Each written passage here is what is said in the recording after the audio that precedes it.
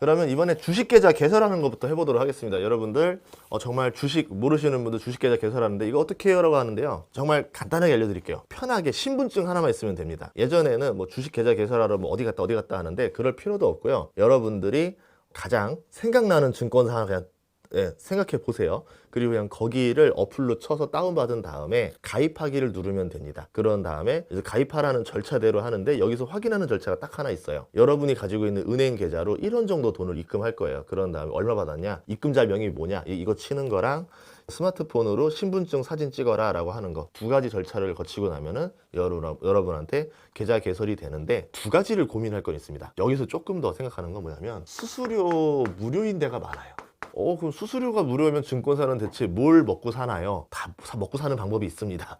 예전에는 그 주식 거래하시는 분들 수수료 수익이 대부분이었는데 증권사들이 뭐 상장도 추진해주고 기업들한테 받는 돈, 뭐 환전하는 돈, 다른 돈 여러 가지들이 있잖아요. 그래서 이 수수료 비중이 3분의 1 정도로 많이 줄었어요. 증권사 입장에서는 이거를 과감히 버리더라도 다른 시장을 가져가겠다. 대표적으로 증권사가 지금 가장 가져가고 싶어하는 시장이 여러분의 퇴직연금 시장입니다. 퇴직연금의 ETF를 가져가려고 할 거예요. 자, 그럼 이 수수료 무료 중에 또 뭐가 있냐면 국내가 무료인 데가 있고요. 해외가 무료인 데가 있어요. 해외에서도 미국이 무료인 데가 있을 거예요. 그럼 여러분 성향에 맞게 물론 계좌 하나 가지고 주식 해외 다 하는 게 편합니다. 나중에 말씀드리겠지만. 자, 그러면 내가 국내를 많이 하시는 분은 국내 수수료 무료인 거 혜택인 증권사를 가시고 해외를 많이 하시는 분들은 미국 주식 수수료 무료인 데로 가시면 되고요. 여기서 또 하나 더 봐야 될 거. 증권사가 뭐로 돈을 버나요? 환전 수수료라는 게 있어요. 여러분들이 해외여행 갈 때는 100만원, 200만원 밖에 환전하지 않지만 증권사에서 투자할 때는 1억, 2억씩 그냥 환전을 퍽퍽 합니다. 그리고 갑자기 마음이 바뀌었다면서 그 주식 팔고 다음날 아침에 한국 주식 사겠다고 또 팔아요. 1억, 2억을 환전을 계속 왔다 갔다 하다 보면은 이 수수료가 훨씬 더 클 수도 있어요. 그래서 이 환전 수수료가 저렴한 증권사를 택하는 게 오히려 혜택이 될 수도 있어요. 그러니까 나의 투자 성향에 따라서 국내파는 무조건 국내 수수료 무료인 걸로 하고 미국 주식파는 해외 수수료 무료인 대로 하거나 환전 수수료가 매우 저렴한 대로 하거나 여러분 성향 따라 선택하시면 됩니다. 이 주식 거래는 이렇게 개설하시면 되고요. 주식 시간은 기본적인 시간만 알려드릴게요. 9시부터 원래는 15시 30분까지입니다. 이런 상태에서 시간에 다닐까라 그래가지고 이게 조금 더 애프터 장까지 열려요. 그래서 18시까지 열렸던 게 기존의 주식이에요. 뭐 장전은 조금 있지만 그것까지 빼고. 자, 그러면 예전에 주식 사기를 치는 사람도 있었어요. 2007년에 어떤 사기를 당했었냐면 뭐 제가 당한 건 아니지만 화면에는 15시 30분에 끝난 주식만 나옵니다. 주식 가격만 나와요. 근데 장 끝나고 나서 뭐 또 호재가 나오거나 뭐가 돼서 갑자기 요 18시 전까지 상한가에 올라가는 주식들이 있어요. 한 5% 올라오면 상한가거든요. 그러면 리딩방 애들이 이렇게 보냅니다. 다음날 어떤 주식 사세요? 라고 합니다. 그러면 전날 시간에 단일가에 상한가였고 여기서는 안 오른 걸로 보이는데 요 시간대 상한가 갔으니까 사람들은 뭐 이 주식을 왜 사라 하지? 라고 합니다. 근데 다음날 아침 보니까 당연히 이날 상한가였던 게 아침에 상한가일 확률이 높잖아요. 주가가 빡 올라가죠. 와, 저 사람 리딩방 대단한 데인가 보다 이러면서 그 사람한테 계속 돈을 바치면서 뭘 합니다. 이 사람이 따따리 연락 오죠. 저한테 한 1억, 2억만 송금하시면 제가 더 좋은 거 알려드릴게요 라고 하면서 이걸 모르는 사람들을 속여가지고 몇 억씩 받은 다음에 날라버립니다. 그래서 아시라는 얘기예요. 그래서 시간의 단일가도 가격이 좀 다르게 움직인다 이거였고, 최근에는 넥스트 트레이드가 나와가지고 저녁 8시까지 거래가 가능해집니다. 계속 거래가 되니까 한국 주식도 긴 시간 동안 할 수 있게 돼요. 최근에는 7시부터 하는 걸로 좀 바꿔본다라고 하는 얘기도 나오고 있어요. 자, 여기서 또 뭐 있냐면 한국 주식은 이렇고요. 미국 주식은 우리가 기본적으로 22시 30분부터 5시까지인가 5시까지 이렇게 돼 있는데 이게 시간대가 좀 바뀌어요. 30분부터 6시까지 이런 식으로 바뀝니다. 이게 뭐냐면 썸머타임이라는 게 있어요. 우리가 한 3월쯤 되면은 썸머타임이라 그래가지고 1시간 더 빨리 시작하고 1시간 빨리 마치고요. 겨울쯤 됐다. 이제 해가 뉘엿뉘엿 됐네. 이제 막 11월 이쯤 되면은 다시 이제 일반적인 시간대로 되면서 23시 30분에 시작합니다. 왜 이런 일이 발생하느냐? 한국 중심을 생각하지 마세요. 미국이에요. 미국 내에서도 시간차가 막 4시간씩 납니다. 제가 예전에 그 캘리포니아에서 주식을 해봤는데 주식장이 새벽 5시인가 6시에 열려요. 죽겠더라고요. 이제 뉴욕 기준이니까. 뉴욕 기준에서는 9시인데 캘리 기준에서는 그 시간이 아니잖아요. 새벽에 일어나야 되잖아요. 와, 주식하려면 새벽부터 일어나야 되는 거 너무 힘들다 이렇게 됐었는데 그런 이유들 때문에 썸머타임이 좀 필요할 이유가 있다라고 보시면 됩니다.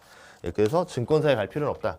자, 그러면 증권사에 꼭 가서 개설해야 되는 분들이 원래는 두 종류가 있었습니다. 미성년자와 법인. 회사 돈으로 주식하시는 분들도 있어요. 회사 돈으로 주식하면 무슨 장점이 있습니까? 국내 주식하는 사람들은 회사 돈으로 주식하는 게 바보입니다. 왜? 국내 주식으로 버는 돈은 세금이 없어요. 개인이 하면은. 근데 회사로 하면은 그런 혜택이 다 사라지고 회사가 법인세를 내야 됩니다. 11%에서 2억 넘어가면 22%까지 붙으니까 국내 주식을 하려고 법인으로 투자한다? 바보죠. 반면에 해외 주식은 얘기가 달라져요. 개인으로 투자하게 되면은 22%의 세금을 냅니다. 수익에 대해서. 자, 그런데 법인으로 하게 되면은 2억 이하까지는 11% 세금이고요. 2억 이상부터는 22%를 냅니다. 그러면 아무리 돈을 많이 벌어봤자 개인으로 해서 버는 거랑 똑같다라는 얘기죠. 그런 면이고, 법인은 여러 가지 뭐 비용 처리가 가능할 수도 있잖아요. 예를 들어서 우리 회사가 손실이 많이 난 법인이야. 그러면 주식으로 번 돈으로 채운다 하더라도 그만큼은 총합으로 했을 때 수익이 없는 회사가 됐기 때문에 세금이 없겠죠. 뭐 이런 전략을 쓴다던가 하는 경우에는 법인으로 하는 경우도 존재한다, 이거였고요. 그리고 주식 같은 경우 이제 미성년자로 할 때 요새는 법인도 그렇고 미성년자도 그렇고 비대면 계좌 개설이 가능해졌어요, 최근에는. 그러면서 그거를 활용하셔도 좋다. 그리고 자녀한테 주식 해줄 때 태어날 때 2천만 원까지 해주는 경우가 많아요. 이게 증여세가 없습니다. 비과세예요. 그래서 여러분들이 태어나면 이제 선물로 2천만 원을 주고 대신에 그냥 송금해 주시면 안 되고, 송금해 준 다음에 홈택스 들어가서 증여세 신고라는 데 들어가서 내가 몇 월 며칠 날 자녀 누구에게 2천만 원을 줬습니다 라고 신고만 한번 기록만 잡아주면 돼요. 2천만 원까지는 증여세가 0입니다. 근데 신고를 했냐 안 했냐에 따라서 세금 계산이 완전 달라지니까 신고만 해주시면 됩니다. 그렇게 해서 10년마다 2천만 원씩 넣어줄 수 있고, 성년 자녀한테는 5천만 원씩 해줄 수가 있어요. 이런 식으로 해주시면 된다, 이렇게 보면 되고요. 자, 그 다음에는 18쪽에 나오는 주식의 종류입니다. 주식 종류에서는 제가 이제 보통주와 우선주와 그리고 상환 우선주 세 가지를 말씀드릴게요. 자, 보통주는 뭐냐면 의결권이 있다라고 표현합니다. 의결권. 우선주는 의결권이 없어요. 그 대신에 배당에서 약간 더 이득이 있고요. 배당에서 약간 더 이득이 뭐냐면 액면가 대비 1% 더 배당금을 받을 수 있는 권리인데, 보통 기본적인 기업들이 우선주를 발행했던 기업들이 예전 시대의 기업들이니까 5천 원에 많이 시작했습니다. 그럼 5천 원에 1% 더 받는 권리예요. 그러니까 시가 배당률의 1%가 아니라 액면가의 1%, 50원 더 받아요. 그래서 일반적으로 플러스 50원, 별 혜택 없죠. 그렇죠? 여기 또 있고 뭐냐면 청산 우선권.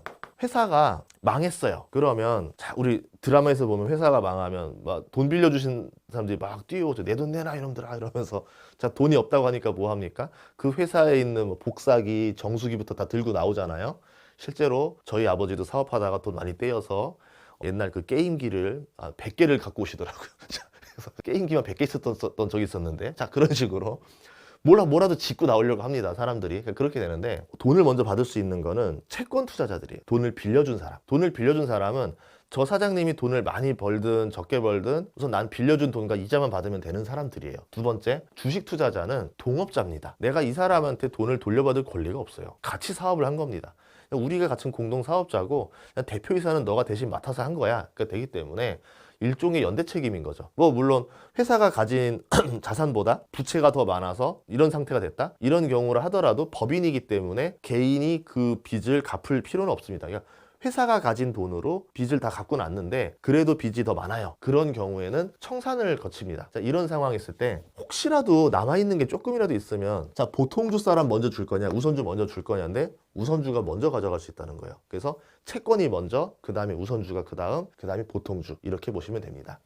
그 우선주에서 의결권이 뭐냐라고 하는 분들이 되게 많은데요. 의결권을 쉽게 얘기하자면은, 제가 괌이랑 사이판을 되게 좋아하는데 괌 사이판에 가면은 거기 있는 시민들, 미국 국민들이죠. 미국 국민들인데 대통령을 뽑을 투표권이 없습니다. 자치령이죠, 자치령. 자치령이라 보시면 돼요, 일종의. 그러니까 이 기업에 대해서 주주는 맞는데 그 대표를 선발한다던가 회사의 어떤 방향을 정한다던가 여러 어떤 권리가 있을 거 아닙니까? 주주의 권리가 없는 거예요. 그냥 주주는 주주다. 대신에 너는 권리가 없는 대신에 배당 50원 더 줄게 라는 거죠. 그러면 이 우선주를 왜 발행했느냐?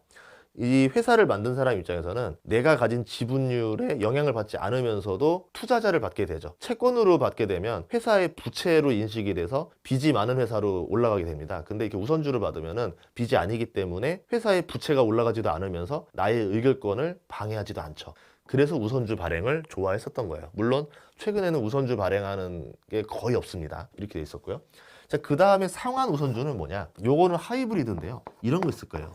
현대차, 3, 우, 비 뭐 이런 형태로 해가지고 앞에 숫자가 들어오는 게 있어요. 그리고 이 뒤에 들어옵니다. 참고로 3은 뭐냐면 우선주를 1차 우선주, 2차 우선주, 3차 우선주 세 번째 발행한 우선주예요라는 뜻인 거고, B라는 거는 이게 전환 우선주예요라는 뜻이에요. 이 전환이 뭐냐면 뭐 한 30년 정도 지나면 이 우선주를 보통주로 바꿔주는 겁니다. 이 괌이랑 사이판에서 30년 동안 살았던 주민들은 미국 본토 주민이랑 똑같게 투표권을 준다, 이렇게 생각하면 되겠죠. 그러면 생각해 봅시다. 우선주가 비쌀까요? 보통주가 비쌀까요? 보통주가 훨씬 비싸요. 옛날 그 LG전자 같은 기준으로 보면은 대략 여기가 한 3배 더 비싸요. 얘가 한 10,000원이면 여기는 한 30,000원 해요. 그러면 상한 우선주도 원래는 시간이 많이 남아있을 때는 대략 10,000원에 수렴합니다. 근데 점점 상환의 날짜가 다가오면 어떻게 될까요? 30,000원의 가격으로 바뀌기 시작하겠죠. 본주랑 똑같아지니까. 그럼 그런 주식이 어떤 게 있느냐? CJ 상환 우선주가 있어요. CJ 우선주가 지금 20 몇만 원인데 상환 날짜가 거의 임박했습니다. 이제 1년 남았나요? 이제 그렇게 되니까 이 상환 우선주가 CJ 본주랑 가격이 똑같아지기 시작해요. 자, 이게 그런 전략이 있다. 두 번째는 뭐냐면 우선주가 갑자기 보통주랑 가격이 똑같아지는 순간이 옵니다. S-오일이라는 회사가 그럴 때가 있고요. 삼성전자가 그런 때가 있었어요. 삼성전자도 한 3배 차이 나다가 어느 날 보통주랑 우선주의 가격이 10%밖에 차이가 안 나는 거예요. 자, 어떤 일이 있을 때 우선주의 가치가 갑자기 극대화되느냐? 요 배당일 때. 배당 수익률이 높을 때. 이런 일이 벌어집니다. 일반적으로 우리나라 기업 주주들은 배당을 잘 안 줍니다. 우선주는 배당에 더 우선 권리가 있는데 배당을 안 주니까 의결권도 없어, 배당도 못 받아. 완전 호구죠, 호구. 그런데 배당을 많이 주기 시작하니까 보통주보다 훨씬 나아요. 어차피 수익주주 입장에서는 내가 뭐 의결권 가져봤자 뭐 할 건데, 뭐 나의 조그마한 표가 회장을 뭐 선발하는데 무슨 영향이 있겠어요. 그런데 배당이나 훨씬 많이 준다 그러면은 훨씬 나아지는 거죠. 그러면서 예전에 S-오일 우선주랑 보통주가 가격이 똑같았던 적이 있었고요. 삼성전자랑 우선주랑 가격이 똑같았던 적이 있었어요. 그러면 지금 주주 개정, 뭐 상법 개정부터 시작해서 주주환원 얘기 많이 나오잖아요. 기업들이 제일 많이 하는 게 배당금을 증가하는 일입니다. 배당을 안 주던 우선주가 갑자기 배당금을 많이 주기 시작하면 어떻게 될까요? 3만 원 하던 주식이 6만 원까지 간다 칩시다. 어쨌든 이거 호재가 호재니까. 그런데 우선주는 1만 원 했었잖아요. 근데 이게 갑자기 얘도 6만 원까지 올라가 버리는 게 되는 거예요. 배당을 많이 풍부히 해준다 그러면은, 그럼 얘는 주가가 몇 배 오른 겁니까? 2배 올랐죠. 근데 얘는 몇 배 오른 겁니까? 6배 올랐죠. 우선주 투자하는 타이밍은 배당금을 드라마틱하게 늘려가는 그 구간일 때 투자하면은 보통주보다 더 먹을 수 있다. 요 전략입니다. 그래서 제가 한 상한 우선주, 보통주 강의가 이 강의였었어요. 간단하죠? 자, 그럼 주식 거래하는 방법 22조. 주식 거래하는 방법 간단히 있는데 가장 많이 하는 게 MTS라고 해서 모바일로 거래합니다. 그 다음이 이제 HTS라는 게 있었고요. 그 다음이 ARS가 있었고요. 그 다음이 그냥 전화. 정말 여보세요? 하면서 전화하는 게 있었고, 그 다음이 방문이 있었습니다. 자, 이거 말고 다른 게 해보신 분 없을 거예요. 그러니까 그게 뭐냐면 예전에는 가서 사야 됐어요. 증권사 지점 가서, 객장 가서 주식했다는 사람들이 요겁니다. 이렇게 해가지고 전표를 써요. 나 지금 무슨 주식 살 거예요? 라고 전표 써가지고 얼마에 어떻게 하고 입금증 딱 넣고 한단 말 하죠. 이 시절을 투자하신 분은 거의 존재하지 않을 것 같고, 전화로 합니다. 지점사에 전화해서 얼마 저는 이것부터 해봤어요. 근데 되게 올드한 투자자예요. 전화로 주문 많이 했었어요. OCI 전화로 했던 사람입니다. 수수료 되게 비싸요. 대신에 상담하기 좋죠. 이거 사야 돼요, 말아야 돼요? 라고 하면은 지점사 직원들이 사세요, 마세요 다 알려줍니다. 자, 그러고 나서 결과가 어떻게 됐느냐?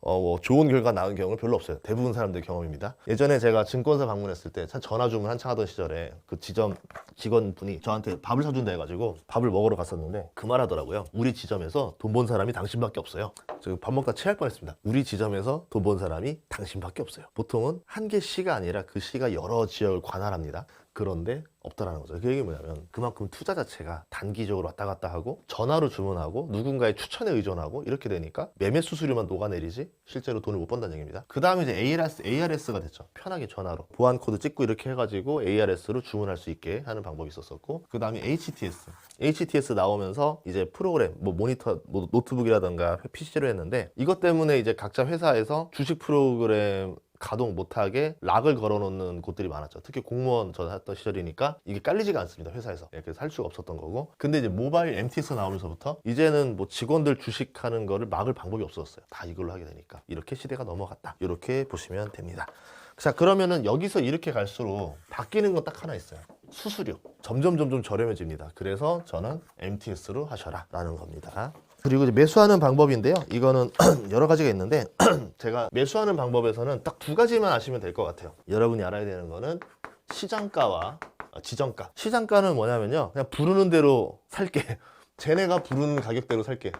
부르는 가격대로. 아니면 지정가니까 내가 원하는 가격으로. 자, 그러면 여기서 변수가 발생합니다. 부르는 가격으로 제가 사거나 팔게 되면은 당장 살 수 있다라는 장점이 있지만 단점은 뭡니까? 가격에서 손실을 볼 수밖에 없어요, 기본적으로. 그럼 이 사람은 뭐냐면 시간 중심이에요.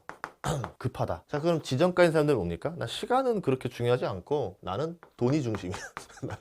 나는 손실 싫어. 더 싸게 살 거야. 조금이라도 싸게 살 거고 조금이라도 비싸게 살 거야 라고 하는데, 저는 이 두 개에 대해서 어떤 편도 들 수가 없어요. 해보니까 가격이 갑자기 이렇게 막 올라갈 때 있어요. 그럼 이때 내가 원하는 가격으로 떨어질 거야 라는 믿음으로 해서 이 가격대 내려오면 사고 아니면 말고 라는 전략이 불가능해집니다. 원하는 수량을 못 모을 수 있어요, 갑자기 급등하는 구간에서는.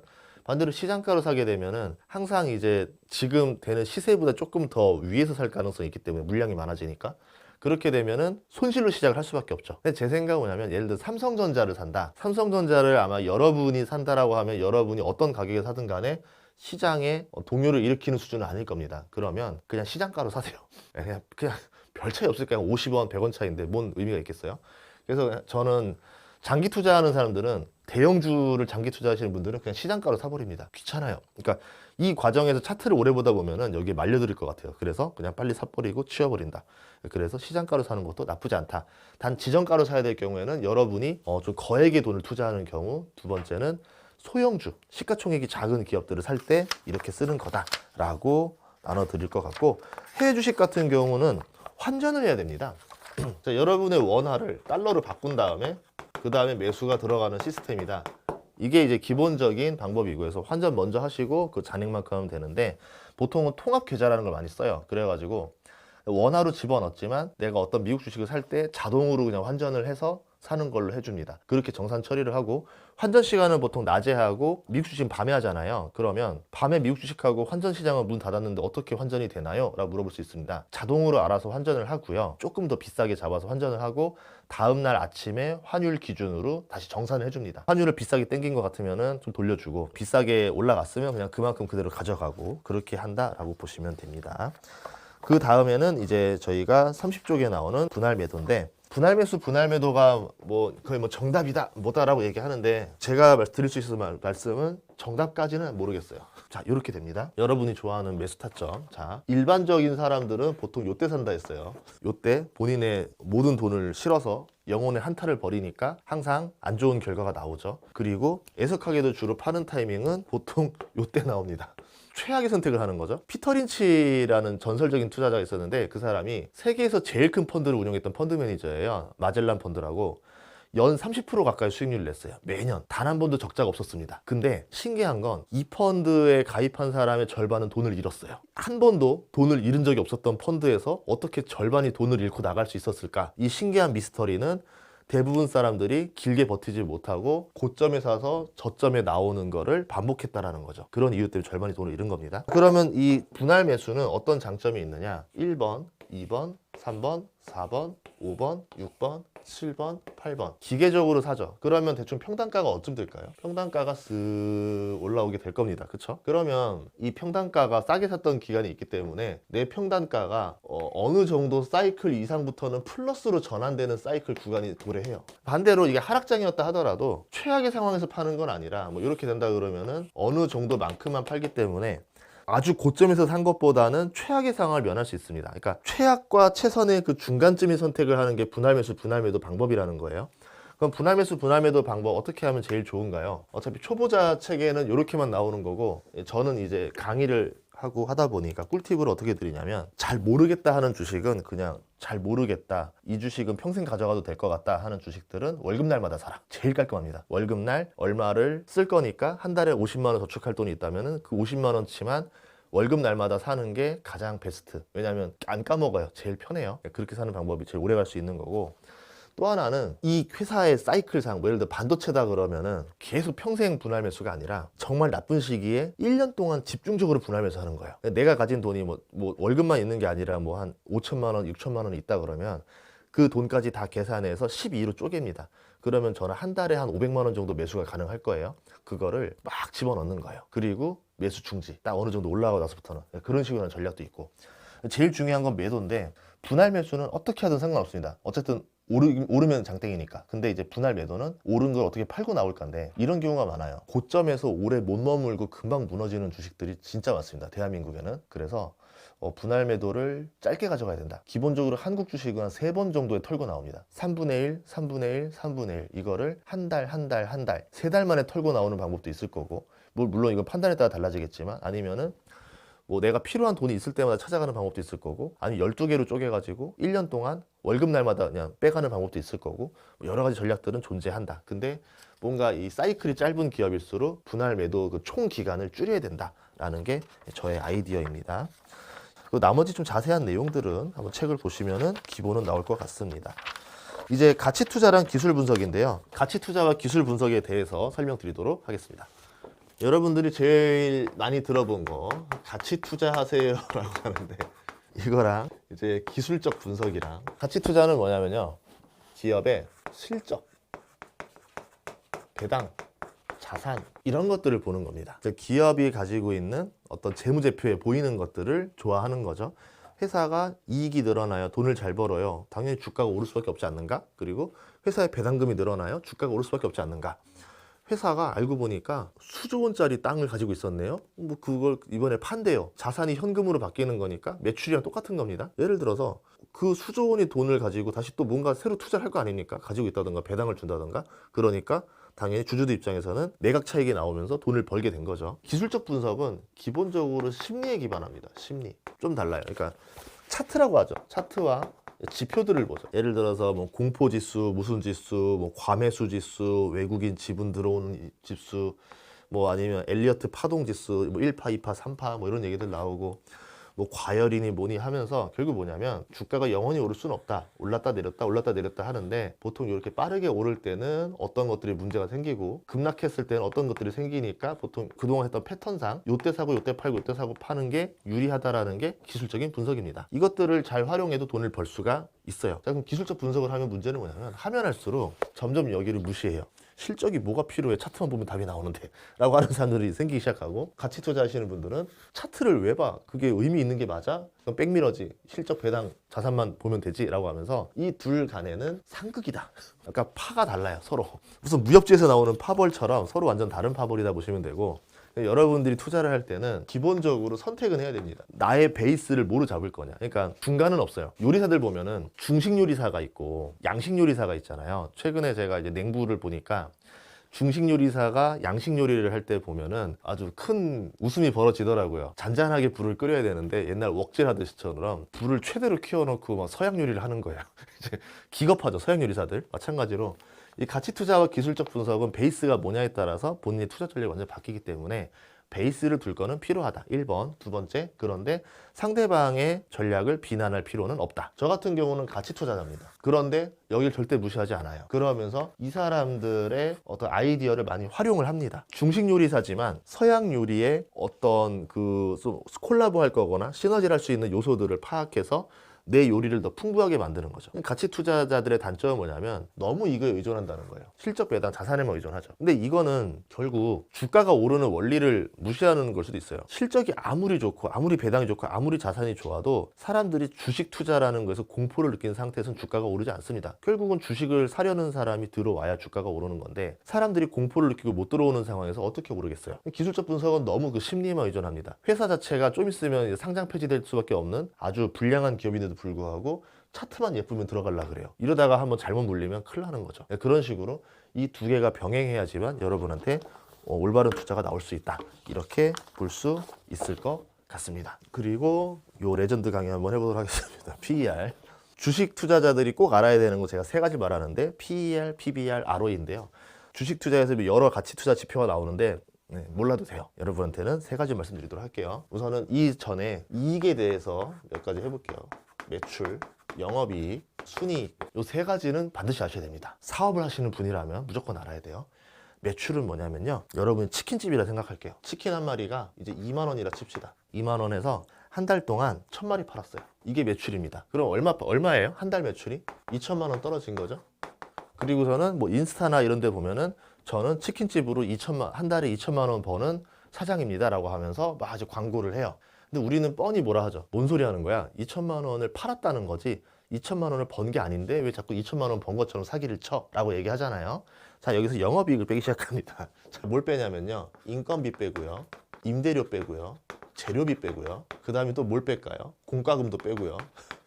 그 사업을 유지하기 영업에 들어간 모든 비용들을 다 뺍니다. 이제 빼고 난 남은 돈, 이게 영업이익이에요. 자, 그러면 치킨은 제가 이제 알아보니까 한 마리 팔면 3,000원 남더라고요. 이제 이분들 계산법으로 치자면은. 자, 그러면 3,000원 곱하기 1,000 하니까 얼마입니까? 남은 돈은 300만 원이 된 겁니다. 그렇죠? 1,000마리니까 300만 원 된 거죠. 1,700이라는 돈이 들어간 거예요. 왜? 배달의 민족 배달 수수료도 주고 이거 저거라고 하면 수수료 다 뺀 겁니다. 자, 나왔죠. 자, 그럼 이 300만 원을 내가 그대로 가져갈 수 있느냐? 아니죠. 왜? 영업이익이잖아요. 순이익은 또 여기서 뭘 빼냐면은 뭘 하나 더 뺍니다. 세금, 뭐 벌금, 뭐 아니면 이자, 뭐 여러 가지들을 좀 뺄 수가 있어요. 뭐 이거 저거 빼고 났더니 한 200만 원 남았네. 이제 그러면 이분은 어떻게 된 겁니까? 월 200만 원 버는 거죠. 그래서 겉으로 볼 땐 많이 버는 것처럼 보이지만 그냥 차라리 저희 알바가 돈을 더 많이 벌어가는 것 같아요 라고 말하시는 사장님들의 말이 이런 말이라는 겁니다. 그러면 우리는 여기서 어떤 지표들을 봐야 될까요? 기본적으로 아까 뭐 PER이라던가 이런 것들은 요 순이익을 봅니다. 워렌 버핏은 요걸 안 보고 얘를 봐요. 세금이라는 거는 내는 그 기준에 따라 달라질 수 있어요. 많이 낼 때가 있고 뭐 벌금 낼 때가 있고 뭐가 낼 때가 있어서 이게 순이익과 영업이익이 꾸준히 안정적으로 돌아가는 기업들이 있고 영업이익은 멀쩡한데 순이익이 되게 나쁜 기업들이 있어요. 예를 들어서 뭐 감가상각이라는 거 있잖아요. 이게 뭐냐면 우리가 치킨집을 위해서 사장님이 기분 좋으라고 스포츠카를 한 대 샀대요. 세무서에서 놀랄 일인 거죠. 치킨집 사장님이 스포츠카를 왜 삽니까? 아, 저 이걸로 배달하려고요. 뭐 이런 식으로 하면 차를 사면요 4년 동안 비용을 털어야 돼요. 그럼 스포츠카 비용이 얼마인데요? 1억 2천인데요. 그러면 4년 동안 감가상각을 털어야 되니까 3천만 원씩 비용을 제하는 겁니다. 그러면 이 회사는 뭐가 됩니까? 적자 회사로 바뀌어버리는 거죠. 그렇게 되겠죠. 이런 식으로 이 감가상각비라는 것들을 실제로 나가지 않는 돈인데 나는 이미 벌써 돈을 지불할 거나 한 돈인데 회계상 이 돈을 계속 빠져나가게 만들 수도 있어요. 그래가지고 영업이익과 순이익이 괴리가 나는 경우가 있더라. 그래서 일반적으로 PER에서는 순이익을 쓰지만 저는 영업이익을 좀 더 중요시 보고 판단한다. 이렇게 말씀드리면서 PER을 이야기하도록 하겠습니다. 지금 여러분이 그 재무제표 포괄손익계산서 읽는 법을 5분 만에 끝낸 겁니다. 회계에서 나오는 책들 그건데. 자, 그 다음 PER. 주식 투자할 때 이 얘기가 맨날 나오고 이걸 뭐라 그러냐면은 어떤 사람들은 멀티플이라고도 표현하고요. 뭐 밸류라고도 표현하고 뭐 여러 가지 얘기를 합니다. 뭐 적정가라도 얘기하고 다 하는데 PER을 쉽게 얘기하자면은 회사의 시가총액 순이익으로 나눈 거예요. 간단하죠? 그럼 당신 가게가 얼마입니까? 치킨 가게 얼마입니까? 저희 치킨 가게요? 저희 치킨 가게는 가격을 한번 해볼까요? 했더니 저희 한 1억만 주세요.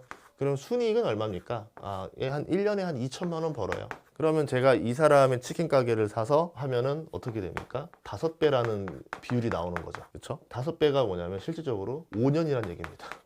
아, 그럼 제가 당신 가게를 인수하면 5년 동안은 당신 가게 산 돈을 내가 이제 그 갚는 돈, 그렇죠? 그 비용을 다 이제 회수하는데 5년 걸리고 6년 차부터 이제야 돈을 벌 수 있다는 얘기입니다. 5년치에 대한 이 사람의 미래 이익까지 지불하고 가져간다는 거죠. 그럼 실제로 장사해 보신 분들 알지만 저 사람이 5년치 몫을 챙겨주고 보내진 않습니다. 장사에서는 1년이에요, 보통. 1년 버는 돈. 2천이라 그러면은 순이익 2천 챙겨주고 집기를 가격 뭐 챙겨주고 이제 주고 이제 보내고 내 가게가 되는 형태고 기업은 그렇지 않죠. 치킨집은 내가 계속 상주하고 일을 해야 되는 곳이지만 기업이라는 거는 사장님이 안 나와도 되는 기업들도 있을 겁니다. 그래서 얼마나 시스템이 잘 구축되어 있느냐 이거를 인수하고 나서 내가 할 수 있는 것들 보기 때문에 대략적으로 한 10배를 봅니다. 한 10배 이하면 우리가 싸다라 그러고 10배보다 높으면 비싸다라 표현을 해요. 지금 미국에 있는 기업들은 30배가 넘어요. 그럼 제가 엔비디아를 인수하면은 앞으로 엔비디아가 벌 돈의 30년치를 주고 가져오는 거예요. 그럼 지금 사면 2056년까지 비용 회수하고 2057년부터 이제 제 돈이 되는 건데 와, 굉장히 좀 미래 가치를 많이 줘야 되는 상황이 되는 거죠. 그래서 기업들은 이렇게 PER에 따라서 왔다 갔다 한다.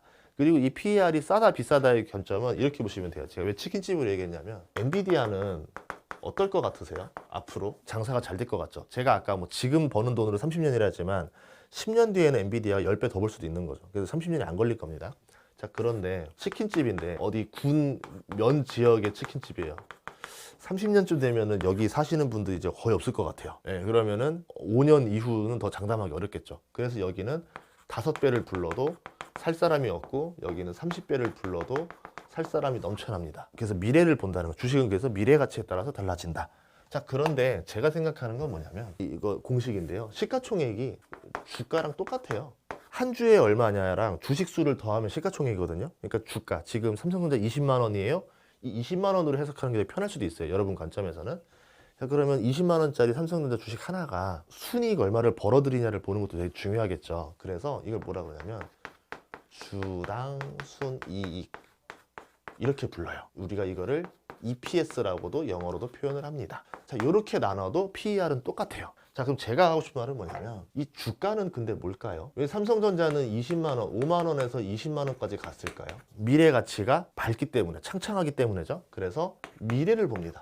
주가는 미래지향적이에요. 과거에 삼성전자가 한 일은 관심이 없어요. 앞으로 벌 돈만 관심 있는 거지. 자, 그런데 주당 순이익은 뭘까요? 회계입니다.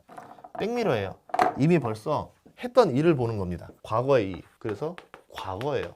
자, 그럼 여기서 뭔가 여러분의 불편함이 느껴져야 됩니다. 선생님, 미래를 가지고 과거로 나누는 게 말이 됩니까? 예를 들어서 제가 지금 의사가 돼가지고 이제 앞으로 돈을 잘 벌게 됐는데, 사람들이 저 예전에 돈 못 벌었다는 이유로 은행에서 돈을 안 빌려줍니다. 이게 말이 됩니까? 저 이제 내일부터 이제 병원 가서 일하면은 억대 연봉을 버는데 은행에서 저보고 백수라고 돈을 안 빌려줘요. 이게 말이 돼요? 라는 괴리가 난다는 거죠. 주당 순이익은 과거기 때문에 저는 개인적으로 어떻게 느끼냐면, 그냥 이거에 대한 그동안의 흐름이었던 거지 미래를 알 수 있는 건 아니거든요. 그래서 우리는 이 작업을 하나 필요로 해야 돼요.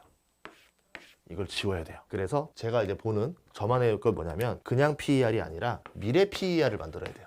요 강의가 99만 원짜리 강의입니다. 99만 원짜리 강의에 들어간 내용인데, 제가 여러분을 사랑하는 마음으로 또 초보자들 실수하지 말라고 이제 알려드리는 거예요. 좀 더 세부적으로 알고 싶으면은 이제 그 정규 강의를 신청하시면 되고요. 미래 PER인데 뭐냐면, 주가는 그대로 가요. 왜? 얘는 미래가 맞으니까. 근데 순이익은 EPS는 과거로 넣으면 안 되고, 얘도 미래로 넣어줘요. 같이. 미래. 선생님, 얘가 앞으로 번 돈을 미래를 어떻게 합니까? 2년 뒤에 치킨집 수익을 어떻게 알아냅니까? 그걸 알아내는 걸 하는 사람들이 애널리스트고, 그걸 하는 게 증권 전문가들입니다. 그 사람들이 계속 여러 가지 자료들과 이걸 통해서 이 기업의 전망치를 구해요. 한 사람이 아니라 한 12명, 20명의 증권사에서 수억 원을 받는 연봉 받는 사람들이 이 추정 EPS를 내년, 내후년, 보통 2년 정도치는 다 구해놔서 공개로 알려줍니다. 실제로는 5년, 10년치까지 구해놔요. 자, 그러면 이 사람들이 해놓은 대충 대략적인 평균이 있어요. 미래 평균. 그러면 주가 나누기 미래로 하면 되죠. 그럼 저는 그러면 내년치를 기준으로 잡냐, 얼마나 잡냐인데, 포워드 PER이라는 게 있습니다. 포워드는 뭐냐면, 지금부터 12개월 뒤, 지금이 6월이면은 내년 6월까지 벌어들이는 12개월 동안의 순이익을 계산해서 만드는 거고, 근데 제가 봤을 때 시장은 그렇게 반영하지 않더라고요. 어떻게 반영하냐면, 주가는 1년에서 2년을 앞서 나가요. 그러면 여러분이 2년 정도 이 회사를 투자할 수 있는 장기 투자자라는 관점에서 생각을 해볼게요. 그러면 저는 2년 뒤에 EPS를 봅니다. 2년 뒤에 EPS. 지금이 26년 초잖아요. 그럼 2년 뒤면은 27년 말입니다. 27년의 EPS를 보는 거예요. 27년의 EPS를 주가로 나누면 PER이 뚝 떨어집니다. 예를 들어 삼성전자랑 SK하이닉스 EPS 보잖아요. 4배 나와요, 4배. SK하이닉스 4배 나오고 삼성전자 한 6배, 7배 정도 나옵니다. 그러면 SK하이닉스를 4배 정도면은 4년치 정도의 권리금만 주고 사가는 거잖아요. 나쁘지 않은 조건이 될 수도 있다. 이렇게 보는 거죠. 물론 이제 이 전망은 불확실하기 때문에 막 HBM이 잘 팔릴 때는 막 언제든지 2년 뒤엔 더 많이 벌 것 같고 막 이렇게 막 자랑했다가, 또 뭐 한창 또 안 좋은 분위기 좀 되면은 2년 뒤에 또 설마 그렇게 팔리겠어 하면서 이렇게 뭐 떨어진단 말이죠. 그래서 이 미래 PER 때문에 2년 뒤에 EPS 전망이 계속 변동을 쳐요. 그러니까 PER도 계속 같이 바뀌죠. 미래 PER이. 그러니까 주가가 같이 계속 흔들리죠. 이 원리입니다. 그럼 주가는 왜 흔들리나 이거예요. 그러면 어차피 여러분이 봤을 때 시간만 버티면 좋은 기업이다 생각하면 1년, 2년, 3년 어쨌든 버티기만 하면 되는 주식을, 이런 전망치가 최악의 언제 도래했을 때 가장 싼 시간에 사버리면 된다는 거죠. 이런 식으로 주식 투자하는 게 PER 투자법이라는 거예요. 아주 간단한 원리입니다. 이렇게 정도면 투자할 수 있겠죠. 이거보다 더 쉬운 방법도 하나 알려드릴게요. PBR. 예전에는 PBR 투자가 되게 유행했던 적이 있었어요. 2003년. 유행하던 시절은 2003년에서 03에서 한 06, 07까지 그리고 다시 유행하는 시절이 2025년부터 20년 만에 돌아온 PBR 투자법이 다시 등장하게 된 겁니다. 자, 이거는 뭐냐면 다시 위에는 분모는 시가총액이에요. 주가라고 칠게요. 그 다음에 자본총계라는 게 있어요. 아, 이건 또 뭡니까? 자꾸 어려운 용어가 자꾸 나옵니까? 이거 무슨 회계를 배워야 됩니까? 당연히 회계 배워야지. 기업 얘기인데요. 기업 투자인데요. 자, 쉽게 생각하면 뭐냐면 자본에 대해서 제가 1분 강의로 알려드리자면 자본은요, 자산 빼기 부채예요. 끝. 자, 자꾸 인스타 얘기하면 안 되겠지만 우리 인스타에 본인이 자꾸 100억 건물주라고 자랑하는 사람들이 있었어요. 그리고 저도 예전에 뭐 솔직하게 말하자면 22년도에 모 3대 신문 기자와 인터뷰를 했던 적이 있어서 책이 나왔다고. 근데 이분이 신나게 인터뷰하다가 썸네일을 긁을 게 필요했는지 저한테 뭐 얘기하다가 뭐 요새 어떤 거 하실 거? 아, 요새 좀 홍대 쪽에 저희 사옥 지으려고 건물 알아보고 있다. 그래서 건물 주세요? 아니, 그게 아니라 건물을 알아본다는 거지. 건물을 살 돈 있다는 건 아닙니다. 라고 하고서는 얼마짜리 사실 건데요? 한 대출 받으면 100억짜리 살 수 있을 것 같아요. 라고 말을 했더니 그 뒤로 다음날 뉴스가 100억 부자로 나왔습니다. 100억 자산가로 나왔죠. 그리고 제가 이제 그 국민영수증 KBS에 한 1년 정도, 1년 가까이 이제 고정 출연자였었는데 저는 제가 찍은 영상도 안 보고 제가 나온 TV도 안 봤기 때문에 몰랐는데 어느 날 보니까 계속 타이틀에 전인구하고 밑에 100억 자산가로 계속 나오는 거예요. 와, 참사다. 아니, 틀린 말은 아니죠. 자산가라고 했으니까. 이게 뭐냐면 100억 건물주는 100억의 현금을 가진 사람이 아닙니다. 100억에서 80억 가량의 대출이 나와요. 20억만 있어도 80억의 대출을 받아서 할 수 있는 거죠. 자, 그러면 20억은 내 자본이고 80억은 내 부채예요. 그럼 자산은 100억이에요. 뭔 의미인지 알겠죠? 그러면 내가 가진 모든 자산에서 빚을 다 갚고 나서 남은 돈을 우리가 자본이라고 합니다. 한마디로 이 회사 망했을 때 털어먹을 수 있는 돈이 얼마나 되느냐, 이거를 우리가 자본이라고 본다. 그래서 여러분들 혹시 소개팅 하거나 뭐 이런 사람이 자꾸 자기가 막 자산가다보다 의시되면은 그럼 자본은 얼마신데요? 이러면은 동공지진이 막 나는 걸 볼 겁니다. 이렇게 보시면 되고요. 야, 그럼 시가총액은 뭡니까? 저희 회사가 한 1조는 되는데 자본이요 한 100조는 되는 것 같아요. 자, 이 기업 어떻게 해야 되겠습니까? 여러분이 해야 될 일은 수단과 방법을 가리지 않고 어떻게 해서든 돈을 만들어 1조를 빌려와서 저 회사를 인수하셔야 돼요. 이게 뭔 얘기냐? 시가총액은 회사가 주식시장에서 거래되는 가격입니다. 1조를 가지고 내가 이 회사를 사오면은 100조짜리 현금이 들어온다는 얘기예요. 100배 수익입니다. 무조건 이 회사 뺏어야 되겠죠. 자, 그러면은 이런 주식들이 있는 게 말이 됩니까? 말이 됩니다. 지금 이마트가 이래요. 여러분이 알고 있는 이마트라는 주식이 거의 뭐 자본을 내가 약간 살짝 이제 좀 더 세부 분석을 해봐야 되겠지만 소문상으로 이렇게까지 얘기가 나오고 있어요. 그러니까 완전 헐값이라는 거죠. 자, 그러면은 회장님들 입장에서는 얼마나 무섭겠어요. 기업 사냥꾼들이 이 회사를 가져가려고 덤비면 얼마나 무섭지 않아요. 그러니까 이 자본에 어떤 것들이 많이 들어있느냐? 현금, 그 다음에 이제 외상 매출, 그 다음에 또 그냥 재고, 그리고 땅. 성수동 이마트인가요? 본사 거기가 700억이라고 이제 장부에는 써 있는데 실제로 가격을 알아보니까 1조인가 2조가 되더라고요. 700억이 1조가 되더라고요. 그러니까 이게 뭐냐면 회사에서 이 땅을 시세대로 넣는 게 아니라 수십 년 전에 샀던 가격으로 집어넣어요. 그렇게 해서 최대한 이거를 안 보이게 하려고 그냥 쑤셔 넣습니다. 이런 것들이 있기 때문에 회사가 발표한 자본과 실제 자본의 차이가 많이 나더라. PBR 투자법을 알려드린 겁니다. 그러면 여러분들이 부동산 감정평가사라 생각하고 이 회사가 가진 땅의 가치를 잘 보시면서 들어가면 되겠죠. 대표적으로 산표시멘트 주가가 10배 가까이 올랐었어요, 최근에. 그 이유 중에 하나가 성수동에 엄청난 양의 땅을 가지고 있어요. 그것 때문에 주가가 각광받으면서 엄청 올라갔던 거죠. 그래서 이렇게 보시면 된다. 시가총액 자본인데 그러면 PBR이 예를 들어서 아까 말한 대로 저평가 기업은 0. 뭐 땡땡땡 이렇게 나오면 우리가 저평가라고 보는 거죠. 그리고 최소한 1 이상으로 나오면 우리가 고평가라고 보는 거죠. 그런데 그냥 숫자로 나오는 PBR 지표에 나오는 거는 의미를 볼 필요가 없고 그냥 회장님이 땅 가격을 꽁꽁 감춰놨기 때문에 그래서 꼭 이걸 1이다 0이다라 보지 말고 여러분이 가진 그 기업의 땅을 다 계산하신 다음에 봐야 된다. 그래서 초보자가 들어가기에는 난이도가 조금 있을 수 있다. 근데 최근에 2026 트렌드가 이렇게 서서히 바뀌는 게 나오고 있다. 천일고소 10배 나오고 나오잖아요. 그러면 PBR로 봤을 때 여러분은 숙제를 하나 드릴게요. 롯데칠성이라는 회사를 한번 보시고 시가총액이 1조입니다. 그 회사가 가진 땅 중에서 그 강남역에 서초부지가 있어요. 건물 하나도 안 지은 거. 개발하려고 냅둔 게 있는데 그 땅이 4조짜리예요. 그러면 롯데칠성이라는 회사는 PBR이 얼마 정도 될까? 실제 PBR은 얼마나 될까? 한번 공부해 보시고요. 이마트라는 기업은 실제 PBR이 얼마나 될까도 한번 공부해 보시면은 여러분이 투자에 또 아이디어를 얻을 수 있지 않을까 이렇게 생각을 합니다. 이렇게 된 게 PBR이었고요. ROE라는 게 있습니다. 플레임으로만 얘기하자면은 자본총계 대비 이제 순이익이죠. ROE만 주가랑 연관이 없습니다. 시가총액과 연관이 없어요. 이 회사 가격이 얼마냐 뭐냐를 보는, 이 회사가 비싸다 싸다를 보는 지표가 아닙니다.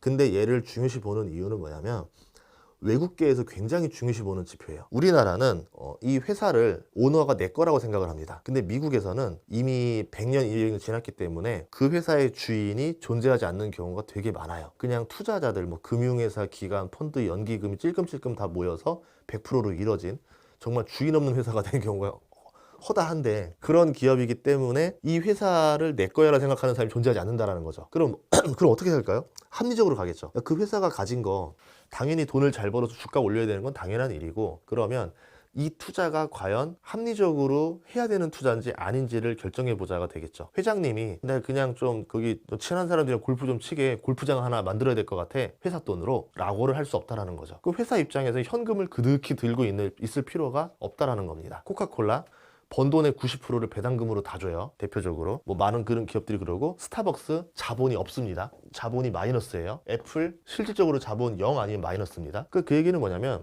애플은 공장이 필요 없어요. 직원들 월급만 주면 됩니다. 그러니까 월급 줄 거 줄고, 굳이 뭐 공장도 없는데 우리가 뭐하러 이 현금을 들고 있어, 이거 그냥 주주들한테 배당금으로 다 나눠주자, 자사주 매입 소각해서 주가나 올리자, 이렇게 되는 겁니다. 그러니까 미국에서 미덕은 뭐냐면 이 자본이 최대한 줄일 수 있으면 줄여봐라라는 뜻이에요. 스타벅스 자본 없어요. 마이너스예요. 자본이 없어도 돌아가요. 왜? 스타벅스는 그 카페를 짓는다고 가게를 사지 않습니다. 어떻게 하냐? 그 건물주한테 딜을 하죠. 내가요 이 스타벅스 장사를 할 건데, 스타벅스 장사를 하면 첫 번째 당신 건물 가격이 올라갑니다. 그러면 당신이 갑이에요? 내가 갑이에요? 제가 갑이죠. 그럼 제가 제안을 할게요. 이렇게 합니다. 저는 당신한테 보증금 줄 것도 없고 아무것도 줄 거 없고요. 월세도 안 낼 거예요. 그런데 여기서 커피 파는 거에서 매출의 12% 또는 15%를 당신과 쉐어할게요. 그럼 나 여기 차려도 돼요, 안 돼요? 라고 했을 때 건물주들은 제발 좀 와주세요지 가세요라는 게 없단 말이죠. 그럼 스타벅스는 보증금 안 들어가고 안 사도 되고 아무것도 안 들어갑니다. 그럼 뭐만 하면 돼요? 인테리어만 하면 돼요. 지점 하나 낼 때마다. 그리고서 나오는 매출을 건물주랑 나누면 됩니다. 그게 더 건물주한테 이득이 되는 경우가 많아요. 자, 그러면 자본이라는 게 필요한가요? 안 필요한가요? 인테리어 비용이랑 직원들 월급 그리고 자재 살 돈 정도만 있으면 끝납니다. 근데 우리나라 기업들은 뭐 합니까? 뭐 하나 할까 하면 자, 땅부터 사. 이제 건물 올려. 실질적으로 이게 지금 물건 파는 장사인지 나중에 이런 말 하잖아요. 생각해보니까 물건 팔아서 번 게 아니라 땅으로 돈 번 것 같다, 이런 얘기 하지 않습니까? 자본의 개념이 달라요. 그런데 이제 우리나라 기준이 글로벌 투자자들한테 많이 영향을 받게 되면서 ROE라는 게 굉장히 중요해지기 시작했어요. 자, 이렇게 생각해 보도록 하겠습니다. 우리 PD님한테 좀 문제를 하나 내려고 하는데, 아버지가 있어요. 100억 자산가예요. 두 아들이 백수예요. 첫째도 백수, 둘째도 백수. 답답하죠. 일자리 갈 때마다 잘리니까. 자, 그럼 이제 고민합니다. 야, 그러면 너희들 사업 아이템 갖고 와. 이제 아빠 이제 진짜 가야 될 것 같아. 저 먼 나라 좀 가야 될 것 같아. 그러면서 너희들 사업 아이디어 가져오고 너희들이 1년에 1억씩 벌 수 있는 사업 아이템을 갖고 와. 그리고 아빠가 돈을 대줄게 라고 합니다. 첫째 아들 뭐 합니까? 이 돈을 다 먹고 싶어서 아빠 저는요 100억을 주시면 이거로 1년에 1억 버는 사업 아이템을 찾아냈습니다. 뭐 카센터를 하겠습니다. 이렇게 된 겁니다. 100억 가지고 1억을 버는 사업을 하는 거예요. 자, 근데 이제 둘째 아들이 와서 뭐 합니까? 아빠 저는요 저기 요 인터넷 상거래를 좀 하려고 하는데 한 10억 정도면 넉넉할 것 같고 1억 뽑을 수 있을 것 같습니다. 10억도 넉넉해요. 뭐 더 낮출 수도 있을 것 같긴 합니다. 라고 하면은, 자, 아빠 입장에서 가장 효율적인 선택을 해야 됩니다. 어떻게 해야 될까요? 피디님, 둘째한테 뭐 얼마를 어떻게 한다? 10억을 준다? 제가 아빠라면 둘째를 먼저 따로 부를 것 같아요. 그러고서는 이렇게 물어볼 것 같아요. 너 10억으로 1억 만들 수 있다 했지. 근데 내가 너한테 100억을 주면 너 10억 만들 수 있니? 라고 먼저 물어볼 것 같아요. 아빠 인터넷인데 가능하죠. 그래? 야, 그러면 내가 너한테 100억 투자하고 너 10억 벌어. 그런데 형 1억만 챙겨주라. 그렇잖아요. 110억으로 2억 버느니 100억으로 10억 벌고 하는 게 더 나은 선택 아닙니까? 아빠가 100억 정도 모았을 상식적인 어느 정도 사업가의 기질인 아빠라면은 이겁니다. 이 얘기가 뭐냐면, 이 아빠라는 거는 일반적인 투자자들이에요. 금융권 기관 여러분들이에요. 100억 가지고 1억 만드는 사업하는 사람한테 투자하고 싶을까요? 나 그냥 은행에 맡길래요. 당신 가세요. 이렇게 한단 말이죠. 자, 근데 10억 갖고 1억을 만들어요. 이게 ROE로 치면 10%입니다. 10%. 10억이라는 자본, 회사의 자본으로 1억을 뽑아낼 수 있는 사업 아이템과 사업가의 능력이 있다는 거잖아요. 그러면 은행 이자보다는 우수한 능력을 가지고 있는 거죠. 그럼 이 회사는 괜찮네가 되는 겁니다. 자, 근데 주가가 오르고 투자자들이 달려들고 환호하는 기업은 이 ROE가 30을 찍어요. 대략 30 정도 찍으면 우리가 생각하는 우량주라 불리는 애들은 보통 30 이상 나옵니다. 10억을 가지고 3억씩 뽑아내는 거예요. 여러분이 한번 사업을 해보세요. 치킨집을 차린다 하더라도, 파리바게트를 차리거나 뭐 카페를 차린다 하더라도 10억 투자해서 3억의 순이익을 뽑아낸다? 엄청나게 힘든 일입니다. 그러면 그 얘기는 뭐냐면 고도의 기술을 가지고 경쟁자보다 비싸게 팔 수 있는 뭔가를 가지고 있거나 브랜드가 있거나 아니면은 그냥 경쟁자가 애초에 우리 제품을 따라 만들 수가 없는 사업을 하던가, 둘 중에 하나란 얘기예요. 이 숫자만 봐도. 숫자의 의미가 그겁니다. ROE가 높네? 쟤네 뭐야? 야, 쟤네 사업 무조건 분석해. 그러니까 여러분들은 정말 주식 투자자의 관점이 아니라 사업을 하든 경제를 배울 사람이라면은 재무제표 쫙 보시고 ROE 30 넘는 기업 있다? 그 기업이 대체 어떤 회사인지를 무조건 분석하세요. 그게 여러분 성공하는 법칙이에요. 그 사람 CEO를 훑든 브랜드를 보든 제품을 보든 대체 경쟁자가 왜 얘를 못 이겨서 얘가 ROE 30을 찍는 거야? 라는 건데, 대표적으로 메가커피도 30% 찍을 겁니다. 이해가 안 가죠? 아니 2,000원짜리 커피 팔아서 어떻게 되는 거야? 규모의 경제라는 뭘 돌리겠죠. 다이소도 30까지는 안 나오는데 다이소도 굉장히 높은 ROE를 찍습니다. 1,000원짜리 물건 팔고도 찍을 수가 있어요. 그러니까 이제 전략은 여러 가지라는 거예요. 아니면 우리가 알고 있는 화장품 회사들 30 많이 찍습니다. 그 얘기는 뭐예요? 화장품이 애초에 마진이 엄청 남는 사업이라는 거죠. 자동차 팔면 ROE 몇 나올까요? 요새 잘 나가기 때문에 10% 찍을 거예요. 예전에 5% 찍었었어요. 그러면 그 얘기는 뭐냐면 신규 경쟁자가 나오지 않는다는 얘기예요. 야, 저거 5% 띄우자고, 저거를 띄우자고 우리가 지금 신규 투자를 해? 거기에 후발주자로? 말도 안 되는 거죠. 그 업계에서 1등이라는 선배가 5% 찍고 있는 사업에 누가 들어가고 싶겠어요? 안 들어가고 싶은 거죠. 그 얘기는 뭐냐면 경쟁자가 없이 홀로 먹는 사양 산업 이 돼가는 거죠. 테슬라 ROE 30% 난리 나는 거죠. 이런 식으로 이 ROE라는 개념은 투자자들 군침을 흘리게 하는 요소라는 겁니다. 그래서 되게 중요하게 보고 있다. 자, 그러면 여기서 그럼 ROE를 늘리는 방법은 두 가지가 있어요. 순이익을 증가시키던가 자본을 줄이던가 합니다. 자, 그럼 자본을 줄이는 제일 좋은 방법 뭐가 있을까요? 순이익 늘리는 거 너무 어려워요. 솔직히 ROE 30 찍고 어떻게 더 올립니까? 가격을 계속 인상하라는 얘기인데 쉽지 않잖아요. 자, 뭐냐면 자본 줄이는 방법 중에 하나가 배당. 내가 가진 돈에서 계속 배당금을 나눠주면은 저는 점점 살이 계속 빠집니다. 아니면 이 돈으로 자사주 매입 소각. 그래서 실제로 벌어들이는 순이익은 별로 안 늘어나는데 ROE가 계속 높게 유지되는 기업들이 있어요. 미국 기업들 그 말씀하신 대로 ROE 높고 자본 적고 배당 잘 주고 자사주 매입 소각 잘하고 주가 올라가는 소리만 다 골라서 하고 있는 거죠. 이 주가를 얼마나 올렸냐에 따라서 CEO, 전문 CEO가 보수를 받습니다. 이게 ROE란 얘기예요. 자, 그럼 순이익을 늘리는 방법? 이거는 뭐 사업 잘하면 되죠. 각자의 능력인 거고. 그래서 기본적으로 이런 정책이 나올 수밖에 없어요. 근데 이제 국가에서 뭐를 한다? 지금 최근에 나오는 이제 법이 배당 많이 해라, 자사주 매입 소각해라. 그러면 당연히 자본 총계가 떨어지기 시작할 거고, 이 자본이 회사가 끌어안고 있는 돈에서 개인들한테 돈을 던져주기 시작하겠죠. 그럼 개인들이 배당 받고 이 돈을 가지고 소비를 한다던가 뭐 돈을 쓴다던가 하면서 경제가 활성화되지 않겠냐가 이번에 나왔던 그 코스피 정책들이라는 거예요. 그 다음에 ROE가 높아지는 기업들이 나올 거고, 그러면 외국인들은 ROE가 올라갔네, 배당 자사주 매입 소각 주네, 야, 한국에 드디어 투자하자라고 하면서, 지금은 약간 뭐 이란 전쟁이나 이런 것 때문에 주가가 흔들릴 수 있지만 어느 시점부터는 외국인들이 한국에 투자를 많이 하는 어떤 스탠다드가 맞춰졌으니까 할 가능성이 좀 있다고 봅니다. 그래서 여러분들도 ROE 좋은 기업들을 투자하셔라. 그리고 이제 개인적으로 제가 보는 기준은 30%다. 30%를 한 3년 이상 유지할 수 있는 기업이 나온다면은 얘는 괜찮다라고 보시면 됩니다.